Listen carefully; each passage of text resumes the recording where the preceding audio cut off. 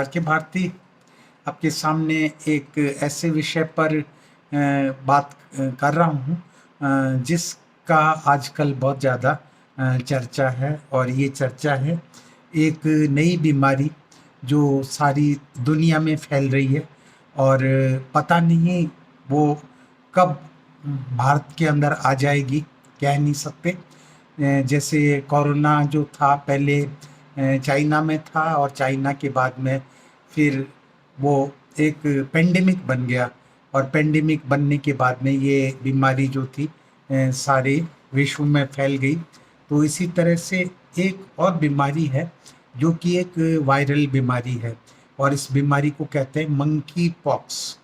तो ये monkey pox जो है एक ऐसी बीमारी है कि जो पशुओं के द्वारा फैलने वाली बीमारी है, और ये बीमारी जो होती है इसका कारण होता है एक वायरस जिसको बोलते हैं ऑर्थ्रोपॉक्स वायरस। तो ये ऑर्थ्रोपॉक्स वायरस जो होता है एक्चुअली एक जेनेरा है वायरस का, पॉक्सी वायरिडिल, तो उसकी वजह से होता है। और ये वायरस पहले शुरू में बंदरों के अंदर डिटेक्ट किया गया था, अफ्रीका के अंदर, और फिर एक लेबोरेटरी जो थी उस लेबोरेटरी में से 1958 में ये वायरस डिटेक्ट किया गया था। और जो इस बीमारी का जो पहला केस था आपके मंकी पॉक्स का, ये अफ्रीका देश कॉन्गो के अंदर डिटेक्ट किया गया था। और ये जो वायरस है ये एक आदमी से दूसरे आदमी में स्थानांतरित हो जाता है, मतलब पर्सन टू पर्सन कांटेक्ट होने पर ये वायरस फैल जाता है। और ख़ास तौर से जब किसी ऐसे रोगी के साथ में आपका घनिष्ठ संपर्क होता है, और जिसके साथ में आपका बॉडीली भी कनेक्शन होता है, यानी फिजिकल कांटेक्ट आप उसके साथ में करते हैं, तो ये वायरस जो होता है ये जो शरीर में बॉडी फ्लूइड्स होते हैं उन फ्लूइड्स के अंदर ये वायरस मौजूद होता है। और ये वायरस जो होता है ये ड्रॉपलेट इन्फेक्शन के द्वारा भी फैल सकता है। जैसे टीबी की बीमारी लोगों के खांसने से फैलती है हवा में, इस तरह से ये वायरस जो होता है ये स्प्रेड कर सकता है। और इसके सिवाय रोगी का जो संक्रमित सामान होता है उस सामान को अगर कोई दूसरा व्यक्ति प्रयोग करता है तो उसकी वजह से भी ये बीमारी हो सकती है। और जैसे कि उस व्यक्ति के कपड़े आप इस्तेमाल कर रहे हैं, या उसका बिस्तरा इस्तेमाल कर रहे हैं, या उसका रुमाल इस्तेमाल कर रहे हैं, या उसका कोई तौलिया है जिसको आप इस्तेमाल कर रहे हैं। और ख़ास तौर से ये बीमारी सेक्सुअल कांटेक्ट से ज़्यादा फैलती है, और ख़ास तौर से उन लोगों में ये बीमारी ज़्यादा देखी गई। अभी इंग्लैंड में इस बीमारी के काफ़ी नए केसेस देखे गए, और उसकी वजह ये थी कि एक कोई पार्टी हुई थी, उस पार्टी के अंदर जो लोग बाग थे वो होमोसेक्सुअल थे, मतलब समलिंगी संबंध रखने वाले लोग बाग थे, और उनमें कुछ जो लोग थे वो बाइसेक्सुअल थे, यानी वो स्त्रियों के साथ में भी संबंध रखते थे, और वो जो थे लड़कों के साथ में भी यौन संबंध रखते थे। तो उन लोगों में ये बीमारी काफ़ी स्पीड से फैल गई।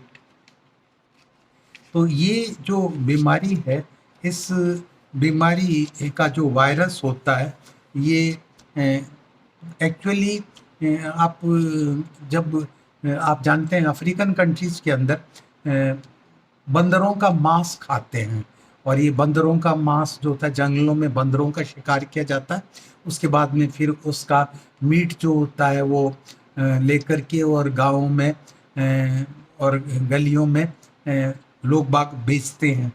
तो ये जो मीट होता है इसको अगर अच्छी तरह से पकाया नहीं जाए, यानी कच्चापन रह जाता है जब मीट के अंदर, तो ये जो वायरस होता है ये वायरस उस मीट में जिंदा होता है, और वो जो संक्रमित मीट होती है उसको खाने के बाद में लोग जो होते हैं वो शिकार हो जाते हैं मंकी पॉक्स के।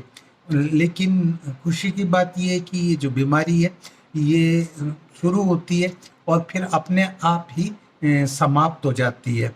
अच्छा, और बहुत से केसेस में देखा गया है कि ये बीमारी जो होती है बच्चों में ज़्यादा होती है, और ख़ास तौर से जो गर्भवती स्त्रियां होती हैं उनके अंदर ज़्यादा होती है, या ये बीमारी उन लोगों में होती है जो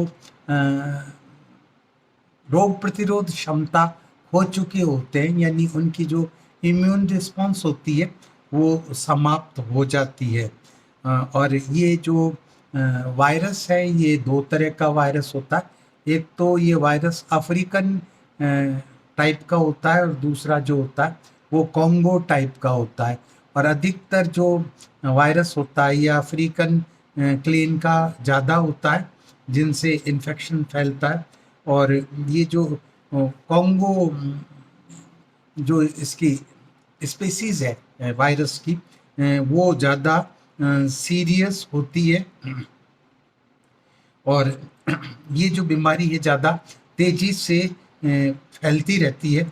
और इसी वजह से ये बीमारी जो है सारे यूरोप में आज की तारीख में फैल चुकी है, जिनमें Britain, Spain, Australia, Bulgaria, France, आपका Canada, Italy, Sweden, America, Nigeria, Liberia, Israel, पुर्तगाल, इन सब देशों में ये बीमारी अभी फैल चुकी है। अब ये बात अलग है कि अभी जो रोगी हैं उनकी तादाद बहुत बड़ी नहीं है, और इस बीमारी के अधिकतर जो केसेस हैं वो अफ्रीकन जो स्पीसीज है वायरस की उसकी वजह से हैं। अच्छा, इस बीमारी के अगेंस्ट में वैक्सीनेशन अवेलेबल है, और ये वैक्सीन अगर उन लोगों को लगा दिया जाए जो खास तौर से रोगियों के संपर्क में आते हैं, जो उनके क्लोज कांटेक्ट में आते हैं, जैसे कि हेल्थ वर्कर्स होते हैं, डॉक्टर्स होते हैं, नर्सेज होती हैं, टेक्नीशियंस होते हैं, या वार्ड बॉय होता है, तो इन लोगों को अगर ये वैक्सीनेशन दे दिया जाए तो ज़्यादा अच्छा है, जिससे कि वो संक्रमित नहीं होंगे। और इस बीमारी के जो लक्षण होते हैं उनमें सर दर्द होता है, बदन में दर्द होता है, और बुखार आता है। और ये बुखार जो होता है 38 डिग्री सेंटीग्रेड से ज़्यादा होता है। अच्छा, और जब बुखार आता है व्यक्ति संक्रमित हो जाता है तो उसकी जो लसिका ग्रंथियाँ होती हैं, लिम्फ ग्लैंड्स होती हैं, वो सूज जाती हैं, उनमें सूजन आ जाती है, और कमर में दर्द होता है। और क्लिनिकल जो पिक्चर होता है वो ऐसा ही होता है जैसे चेचक पहले हुआ करती थी, स्मॉल पॉक्स, और ये स्मॉल पॉक्स के जैसा ही होता है।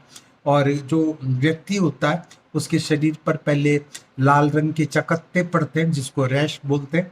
उसके बाद में फिर जो है दाने बन जाते हैं जिनको पेप्यूल बोलते हैं, और फिर पेप्यूल जो होते हैं उनके अंदर सफ़ेद रंग का पानी सा भर जाता है जिसको वेसिकल बोलते हैं। और ये जो होते हैं शरीर पर सारे शरीर पर ही होते हैं। और ये बीमारी जो होती है, जैसा कि मैंने बताया कि जो फिजिकल कांटेक्ट जहाँ होता है एक दूसरे के साथ में, शारीरिक नज़दीकियाँ होती हैं, उससे ये बीमारी होती है। और ख़ास तौर से उस एरिया में जाकर के आपको ये बीमारी होने के चांसेस ज़्यादा बढ़ जाते हैं जहाँ पे ये बीमारी फैली हुई होती है। और आपको ऐसे एरिया में जाने से पहले इस बात का ध्यान रखना है कि वहाँ किसी भी व्यक्ति के साथ में आपको किसी तरह के सेक्सुअल कांटेक्ट जो है वो नहीं करने चाहिए। अगर आप सेक्सुअल कांटेक्ट करेंगे तो बीमारी जो है आपको हो सकती है।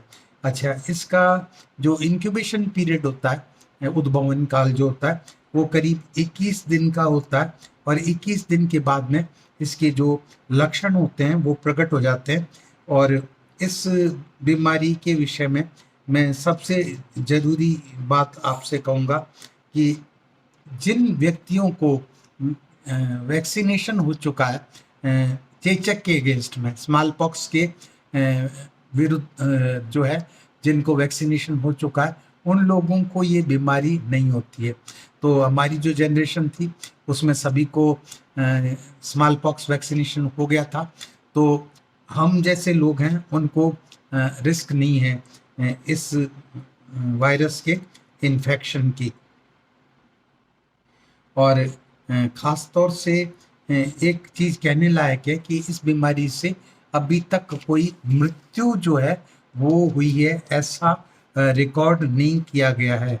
तो इस बीमारी से अभी तक कोई मृत्यु नहीं हुई है। और इसके लिए एक मेडिसिन है जिसको अब तक स्वीकार कर लिया गया है, जिसे 2019 में स्वीकार कर लिया गया था, जिसका नाम है टेकोवायरामेट।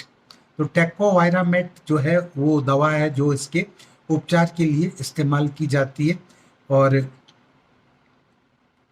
ये कोई भी व्यक्ति ऐसा जो आपके संपर्क में आता है जिसको मंकी पॉक्स हो गई है, तो उस व्यक्ति को आपको क्वारंटीन कर देना चाहिए, उस व्यक्ति को आपको आइसोलेट कर देना चाहिए, बिल्कुल अकेला रखना चाहिए।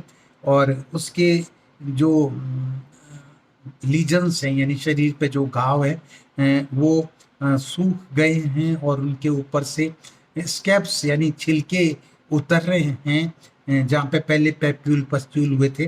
तो ये आदमी उस समय ज़्यादा इन्फेक्शियस होता है, जैसे कि चेचक का जो पेशेंट होता है वो भी उसी टाइम में ज़्यादा मतलब खतरनाक होता है, बीमारी ज़्यादा फैलाता है।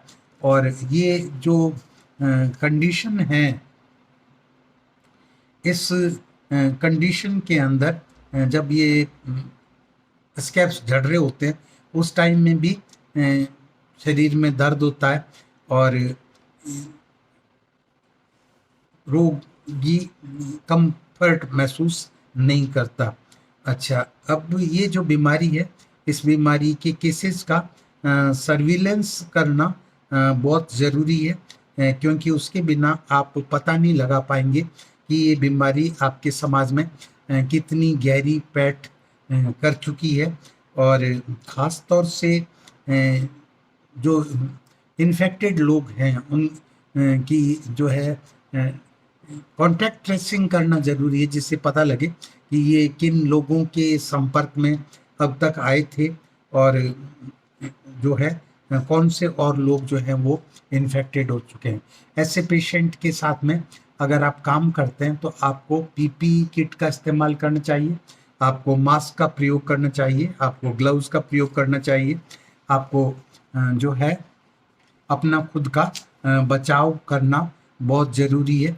और इसके जो अर्ली साइंस सिम्टम्स हैं उनको भी आपको पता होना चाहिए। और ये जो अर्ली साइन सिम्टम्स होते हैं, ये जैसा मैं आपको पहले ही बता चुका हूँ कि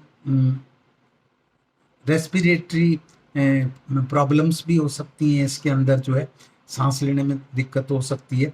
और इस तरह के जो केसेस होते हैं मंकी पॉक्स के, इनकी रिपोर्टिंग करना बहुत ज़रूरी है। और ख़ास तौर से ये एक समझ लीजिए नोटिफाइबल डिजीज़ है जिसको आपको डिक्लेयर करना पड़ेगा एज ए हेल्थ वर्कर कि जो है आपके संज्ञान में इस तरह का कोई केस आया है जिसको कि मंकी पॉक्स हो रहा है। और जब किसी भी ऐसे रोगी के संपर्क में आप आते हैं तो उससे अपने आप को बचाने के लिए आँखों के ऊपर गोगल्स लगाना या आई शील्ड का इस्तेमाल करना, पीपीई किट यूज़ करना और मास्क का यूज करना, ये आपको प्रोटेक्ट करेगा। और मास्क अगर N95 है तो वो सबसे अच्छा है। तो इस तरह से मैंने आपको ये बताने की कोशिश की कि मंकी पॉक्स क्या बीमारी है, किस तरह से फैलती है, इसके क्या लक्षण होते हैं और इससे आप अपना बचाव किस तरह से कर सकते हैं। ये बहुत खुशी की बात है कि अपने देश में अभी तक मंकी पॉक्स का कोई जो रोगी है वो रिकॉर्ड नहीं किया गया, दर्ज नहीं किया गया। तो भगवान करे कि ऐसी ही स्थिति बनी रहे और ये बीमारी हमारे देश में नहीं फैले। भगवान से ऐसी प्रार्थना करते हैं। तो अगर आपको ये वीडियो जो है इंफॉर्मेटिव लगता है, एजुकेशनल लगता है, अगर आपको ये वीडियो जो है पसंद आता है तो आप इस वीडियो को लाइक करें, शेयर करें, सब्सक्राइब करें। और ये वीडियो शुरू से आखिर तक आप देखेंगे तभी आप समझ पाएंगे कि मंकी पॉक्स क्या होता है और ये किस तरह से फैलता है और इस बीमारी की वजह क्या है। तो thank you very much for seeing this video. Subscribe करिए और बेल बटन को टच करना बिल्कुल मत भूलिए। मैं फिर मिलूँगा किसी और टॉपिक पे आपके साथ में। तब तक के लिए मुझे इजाज़त दीजिए। धन्यवाद।